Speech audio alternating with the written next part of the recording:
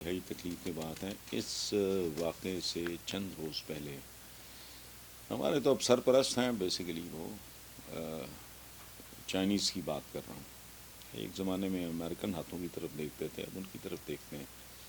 اور ریسنٹلی انہوں نے کہا ہے کہ جی اس کو گھما دیں، جو پتہ نہیں 2 ارب یا اتنا ڈالر. تو انہوں نے کہا ہے یہ عمران کی گرفتاری سے 2 روز 3 روز پہلے تمام اخبارات میں تھا کہ پاکستان میں استحکام کے لیے افہام و تفہیم ڈائلاگ وغیرہ یہ نتیجہ نکلا. مجھے نہیں پتا ان لوگوں کا آئی کیو لیول کیا ہے، ملک کہاں کھڑا ہے. اچھا کہہ رہے ہیں جی وہ موڈیز نے کہا ہے کہ جی اگر وہ ہیلپ نہیں کرتا آئی ایم ایف تو یہ دیوالیہ ہو جائیں گے. تو میں دیکھ کے سوچ رہا کہ دیوالیہ تو ہو چکے ہیں، عوام تو دیوالیہ ہو چکے ہیں. ایک اور اینگل ہے اس کا کہ سری لنکا آبادی کم ہے، وہ دیوالیہ ہو چکا ہے. پاکستان میں سری لنکا سے زیادہ مہنگائی ہے. اور دیوالیہ کسے کہتے ہیں؟ لوگ دیوالیہ ہو چکے ہیں. یہ صورتحال ہے. میں نے شاید یہیں اپنے ہی اس چینل پہ ایک مثال دی تھی کہ ہمارے گارڈز یا ڈرائیورز وغیرہ بیٹھے تھے، انہوں نے ایک گاڑی کے وہ میٹس دھو کے رکھے ہوئے تھے کہ 13-14 سال کا بچہ ہے اور اٹھا کے بھاگ پڑا. ظاہر گارڈز نے پکڑ لیا اس کو. اتفاق تھا میں بھی باہر نکلا، میں نے کہا یہ کیا ہے؟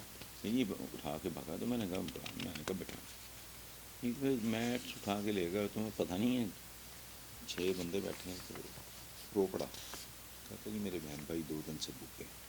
جس ملک کا یہ حال ہو وہاں اگر انہوں نے یہ کرنا ہے. وہ کیا تھا، بچپن میں ہمارے ایک فلم آئی تھی بیداری،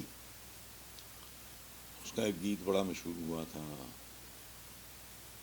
یوں دی ہمیں آزادی کے دنیا ہوئی حیران، اے قائد اعظم تیرا احسان ہے احسان. تو فال آف ڈھاکہ کے بعد، سقوط مشرقی پاکستان کے بعد لوگوں نے اس کی پیروڈی بنائی کہ قائد اعظم کا آدھا احسان اتار دیا ہے، باقی آدھا بھی اتار دیں گے. مطلب یہ طنزیہ بات تھی. اس ملک کا حال دیکھو، برکتیں دیکھو. باقی اگر اس نے کچھ کیا ہے just go to the court. جو نارمل صورتحال ہے، اتنے ڈرامے کرنے کی اور یہ اور ضرورت تھی. سو اس ملک میں سب کچھ ہوا ہے. یہاں ایک الیکٹڈ پرائم منسٹر بابائے قوم کے بعد پاکستان کی تاریخ کا مقبول ترین وزیر اعظم ذوالفقار علی بھٹو، پھانسی اور لانتی ایسے ججز بھی تھے جنہوں نے اپنی موت سے پہلے پریشر کا، یعنی 2 ٹکے کی نوکری کے لیے ایک بڑے آدمی کی، اہم آدمی کی جان لے لی.